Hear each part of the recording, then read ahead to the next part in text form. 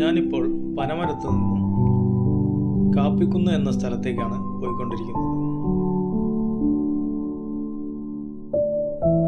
ഈ റോഡിന് 12 കിലോമീറ്റർ പോയി വേണം ഭൂതാനം വഴി കാപ്പിക്കുന്നിലേക്ക് പോകുവാനായിട്ട്. പോകുന്ന വഴിയെയാണ് വയനാടിൻ്റെ സൗന്ദര്യം ശരിക്കും ആസ്വദിക്കാൻ പറ്റുക. അതായത് കാടിൻ്റെ സൗന്ദര്യവും പ്രകൃതി സൗന്ദര്യവും ഒക്കെ ശരിക്ക് ആസ്വദിക്കാൻ പറ്റിയ ഒരു യാത്ര തന്നെയാണ് ഇത്. റോഡ് വളരെ വീതി കുറവാണെങ്കിലും നല്ല റോഡായിരുന്നു. അതിലൂടെ കാടിൻ്റെ ഭംഗി ആസ്വദിച്ചുകൊണ്ട് ഞാനങ്ങനെ യാത്ര തുടർന്നു.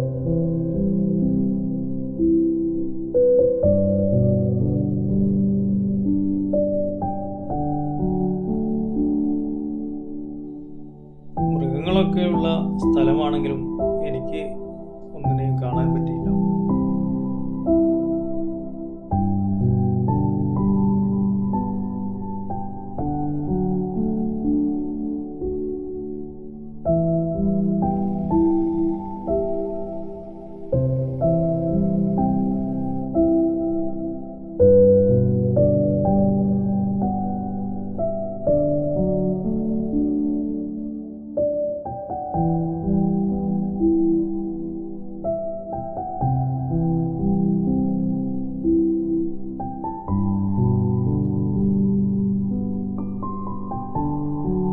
അങ്ങനെ ഭൂതാനം എന്ന സ്ഥലത്ത് ഞാൻ എത്തിയിരിക്കുകയാണ്. ഇവിടെ നിന്നും ഉള്ളോട്ടൊരു റോഡുണ്ട്. ആ റോഡിന് കയറി വേണം കാപ്പിക്കുന്നിലേക്ക് പോകാൻ. കാപ്പിക്കുന്ന് അത്ര പ്രസിദ്ധമായ ടൂറിസ്റ്റ് കേന്ദ്രമൊന്നുമല്ല. വയനാടിൻ്റെ ഉൾഗ്രാമങ്ങളിലുള്ള കാഴ്ചകൾ കാണുവാനും പ്രകൃതി ഭംഗി ആസ്വദിക്കാനും വേണ്ടിയാണ് ഞാൻ ഈ വഴിയെല്ലാം ഒന്ന് കറങ്ങി നോക്കുന്നത്.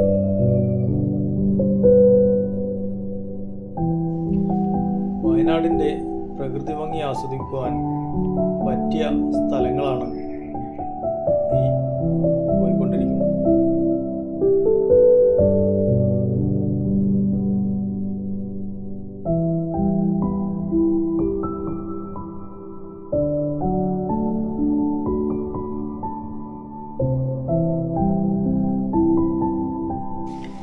ഇവിടെയൊക്കെ ആൾതാമസമുണ്ടെങ്കിലും വളരെ കുറച്ച് വീടുകൾ മാത്രമേ കാണാൻ കഴിയുന്നുണ്ടായിരുന്നുള്ളൂ.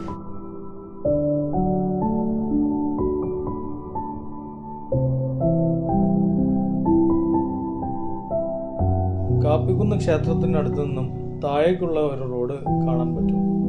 അവിടെ നിന്ന് അങ്ങോട്ടാണ് ഇന്റർലോക്ക് പതിച്ച പാത തുടങ്ങുന്നത്.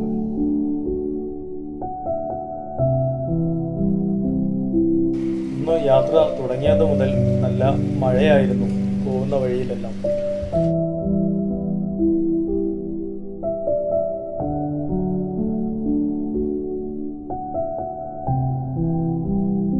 ഈ ഇന്റർലോക്ക് പതിച്ച പാത മുഴുവനും കാട്ടിലൂടെയാണ് കടന്നു പോകുന്നത്.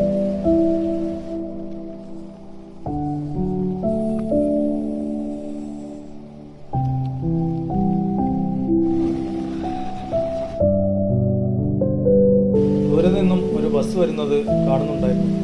ഇടുങ്ങിയ വഴിയാണെങ്കിലും ഇതിലെ ബസ്സിൻ്റെ സർവീസൊക്കെ ഉണ്ടെന്ന് ഇപ്പോഴാണ് മനസ്സിലായത്.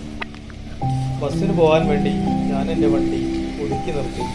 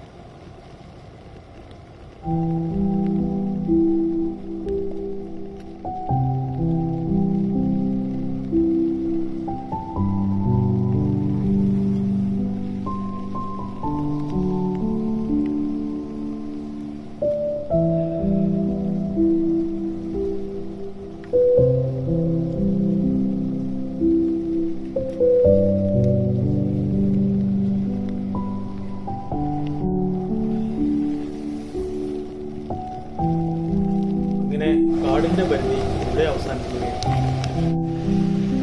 ഇതിലെ കടന്നുപോയി പുൽപ്പള്ളിയിലേക്ക് എത്താവുന്നതാണ്. ഇതിനടുത്തായി ജില്ലാ ആർച്ചറി അക്കാദമി സ്ഥിതി ചെയ്യുന്നുണ്ട്. നന്നായിട്ട് വിശക്കുന്നുണ്ടായിരുന്നു. അങ്ങനെ ഞാൻ പുൽപ്പള്ളി താഴെയങ്ങാടി പോയി ഹോട്ടലിൽ